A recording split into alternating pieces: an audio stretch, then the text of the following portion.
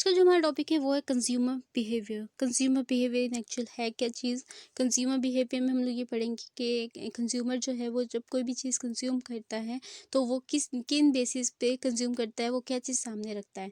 इस चैप्टर में बेसिकली हम लोग बहुत सी चीज़ें कवर करेंगे जिसमें यूटिलिटी का कॉन्सेप्ट जो है वो मेन आ जाएगा कि कंजम्पशन में यूटिलिटी जो है वो अपना मेन जो है मतलब कह लें कि रोल अदा करती है एट्सेट्रा। ये सब चीज़ें हम लोग वन बाय वन डिस्कस करते हैं, लेकिन पहले बात करते हैं कि consumer behaviour. Consumer behaviour in actual लोगों का वो बिहेवियर होता है जो गुड्स एंड सर्विसेज को मतलब एक डेफिनेशन इसकी देख लेते हैं, देन उसके बाद में इसे थोरली एक्सप्लेन करती हूँ आपको। The behaviour of the people, look behaviour of people with regard to selection purchase and consumption of goods and services for satisfaction of their wants is known as consumer behaviour. कि लोग जो चीज़ें select करते हैं, purchase करते हैं, consume करते हैं और उससे अपनी जो सेटिस्फेक्शन है उसको गेन करते हैं, तो वो कैसे करते हैं इन एक्चुअल, वो हमारे पास कहते हैं कंज्यूमर बिहेवियर आ जाते हैं। इसे मैं अब जो है सिंपल वर्ड्स में समझाने की कोशिश करती हूँ। हमारे पास हमेशा दो सेक्टर होते हैं, एक होता है हमारे पास प्रोडक्शन सेक्टर और एक आपके पास क्या आ जाता है, कंजम्पशन। ऐसे ही है। जो कंजम्पशन है बेसिकली, कंजम्पशन जो है वो हमारे पास मेन एलिमेंट होता है। जितनी भी प्रोडक्शन हो रही होती है वो प्रोडक्शन किस लिए हो रही होती है, वो जितनी भी प्रोडक्शन हो रही होती है वो सारी कंजम्पशन के लिए हो रही होती है। जो भी चीज़ मार्केट में प्रोड्यूस हो रही है वो इसलिए प्रोड्यूस हो रही है क्योंकि लोगों ने उसे कंज्यूम करना है। अगर आप पाकिस्तान में देखें तो पाकिस्तान में ऑलमोस्ट 85 to 90% या 86 राउंड अबाउट या 87 राउंड अबाउट जो है लोग कंज्यूम करने के लिए जो इनकम है वो कंजम्पशन पर्पस के लिए यूज़ करते हैं। बाकी जो है रिमेनिंग है वो सेविंग्स वगैरह के लिए यूज़ होती है, लेकिन मोस्ट ज़्यादातर जो है वो कंजम्पशन पर्पस के लिए यूज़ की जाती है। अब यहाँ पे आपके पास जो है वो अब इसे हम थोड़ा डिटेल में कर लेते हैं। अब डिटेल में जाने के लिए क्या है कि लोग आखिर कंजम्पशन का जो डिसीजन है वो लेते कैसे हैं, कि उन्हें क्या चीज़ कंज्यूम करनी चाहिए क्या नहीं। हमें पता है कि इकोनॉमिक्स जो है, इकोनॉमिक्स में हम एक चीज़ पढ़ते हैं, मेन चीज़ इकोनॉमिक्स जो है वो सारी की सारी किसके गिर्द घूमती है, वो स्कार्सिटी के पॉइंट ऑफ व्यू, स्कार्सिटी जो वर्ड है इसके इर्द गिर्द घूमती है। इकोनॉमिक्स में जितनी भी प्रॉब्लम्स हैं वो सारी स्कार्सिटी की वजह से ही होती हैं। अब स्कार्सिटी क्या होती है? स्कार्सिटी बेसिकली होती है कि जो गुड्स एंड सर्विसेज हैं वो इंसान की नीड से कम हो। ऐसा नहीं कि स्कार्सिटी में गुड्स एंड सर्विसेज या फिर कह लें कि आपकी जो वेल्थ है या फिर जो आपके रिसोर्सेज हैं वो बहुत कम होंगे। रिसोर्सेज जो है आपकी ज़रूरत की निस्बत कम हो, ठीक है, तो हम उसे क्या कहते हैं, स्कार्सिटी। वहाँ पे हमारे पास वर्ड स्कार्सिटी जो है वो आ जाता है। स्कार्सिटी का जो है हम अलग से कॉन्सेप्ट भी देंगे। उसके बाद आपके पास जब हम लोग आगे डिटेल में चलते हैं कि बेसिक इसमें मेन पॉइंट्स कौन कौन से हैं आपके पास। देखिए, कोई भी कंज्यूमर है जब वो मार्केट में जाता है, आप मार्केट में गए, आपने मार्केट, आप फजूल में तो नहीं चले जाते हैं। आपने आपके जहन में मतलब मार्केट जाके आप ये तो नहीं करते ये भी ले लो ये भी ले लो। आपके पास एक रफ सा आइडिया होता है, आपको पता होता है कि आपने किस तरह की चीज़ें जो है मार्केट जाके खरीदनी है, ठीक है। तो आप क्या कहते हो, an idea of what commodities you would like to consume. जब भी आप मार्केट जाते हैं या जब आपने सेलेक्ट करनी होती हैं गुड्स, ऑफ कोर्स आपकी जो नीड्स हैं वो बहुत ज़्यादा है।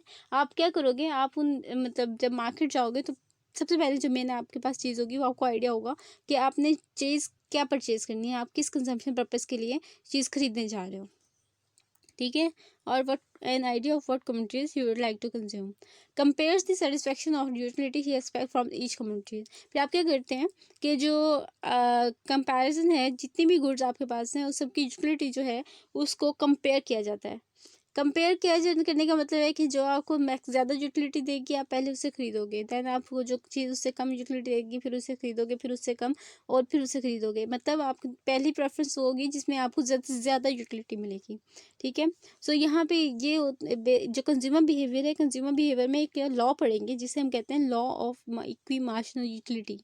Law of equi marginal utility जो है वो बेसिकली वो इसीलिए होता है कि वो आपको कंज्यूमर बिहेवियर मतलब आप सिंपली ये कहते हैं कि जो चीज़ें आपको ज़्यादा यूटिलिटी देती है आप पहले उससे गेन करते हो, देन उसके बाद आपकी यूटिलिटी जो है वो कम यूटिलिटी की तरफ आप मूव करते हो।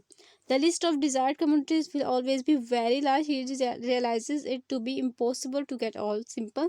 कि आपकी जो डिजायर्ड कम्युनिटीज होंगी उसकी लिस्ट बहुत लंबी होगी और आप क्या करोगे, आपके लिए इम्पॉसिबल है वो सब खरीदना। तो आप क्या करते हो, अपनी लिस्ट को शॉर्टन करते हो। Shorten the list by selecting only those promises who promises great utility.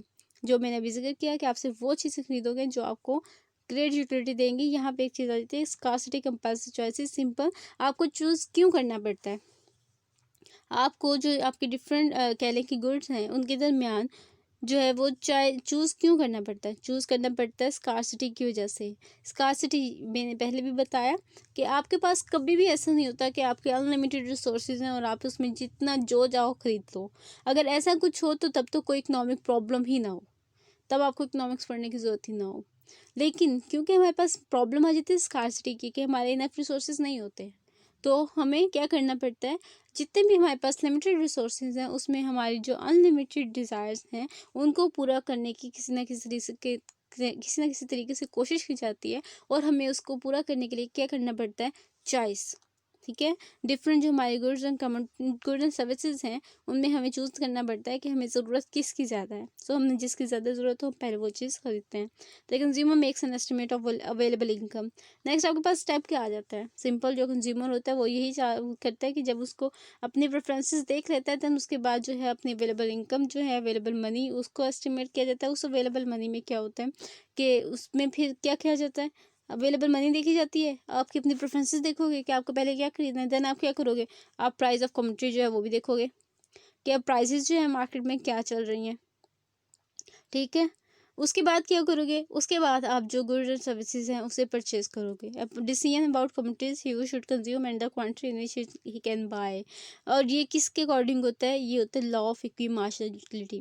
Law of equi marginal utility में बेसिकली यही चीज़ होती है कि आप जो प्राइजेज है उसको, जो यूटिलिटी है उसको सामने रखते हुए अपनी जो इनकम है उसको इस तरीके से खर्च करते हो कि दो गुड्स अगर आप खरीद रहे हो तो उसकी जो मार्जिनल यूटिलिटीज़ हैं दोनों की वो एक दूसरे के इक्वल हो जाती हैं। ये एक फुल फ्लेज लॉ है जिसे हम लोग डिटेल में डिस्कस करेंगे। इसके बाद अगर आपको कुछ ये चीज पॉइंट जो है वो क्लियर नहीं हो रहा तो फिर आप लॉ की तरफ जाना और वहाँ से जो है वो लॉ आपको क्लियर हो जाएगा। लेकिन अभी जो यहाँ पे मकसद था वो मकसद सिर्फ इतना समझाना था कि कंज्यूमर बिहेवियर इन एक्चुअल होता क्या है। कंज्यूमर बिहेवियर में सिंपल एक दफ़ा और समरी आपको दे देती हूँ। कंज्यूमर बिहेवियर हमें, हमारी जो प्रॉब्लम है वो स्कार्सिटी की प्रॉब्लम है। अगर हमारे पास लिमिटेड इनकम है तो ऑफकोर्स हमें क्या करना पड़ेगा, हमें अपनी जो डिज़ायर्स हैं, जितनी भी डिज़ायर्स हैं उनको हम लोग एक दफ़ा में फुलफ़िल नहीं कर सकते। हमें उनमें से जो है, जो हमारे प्रेफर्ड वन होंगी हमें वो सेलेक्ट करनी पड़ेंगी। उन प्रेफर्ड वन जो है फिर उसको हम क्या करेंगे कि उसकी भी हम लोग प्राइस और अपनी इनकम जो है उसको कंसिडर करते हैं। देन हम उसके अकॉर्डिंग जो है कंज्यूम करते हैं, उसके अकॉर्डिंग जो है गुड्स एंड सर्विसेज जो है उन्हें परचेज करते हैं। सिंपल, ये कंज्यूमर बिहेवियर होता है और ये रैशनल कंज्यूमर बिहेवियर जो है वो कंसिडर किया जाता है।